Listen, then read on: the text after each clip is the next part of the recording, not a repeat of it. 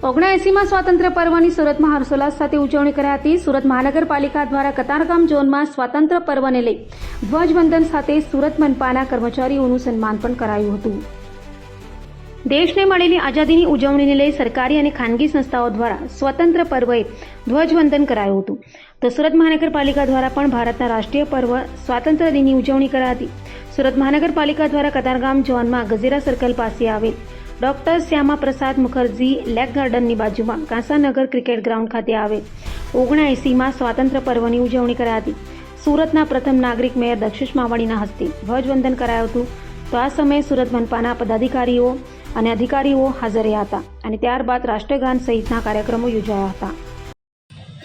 ભારતના સંરક્ષણ ઇતિહાસના નિર્ણાયક અને યાદગાર પ્રકરણમાં ઓપરેશન સિંદૂર અને ઓપરેશન મહાદેવની ઐતિહાસિક શપથ માટે દાખવેલ અસીમ શૌર્ય અને પરાક્રમ માટે ભારતીય સેના તેમજ સશસ્ત્ર બળો સાહસિક નિર્ણાયક નેતૃત્વ બદલ યશસ્વી વડાપ્રધાન નરેન્દ્રભાઈ મોદી સાહેબને હું આ મંચ ઉપરથી તમામ સુરતીઓ વતી ખૂબ ખૂબ અભિનંદન પાઠવું છું।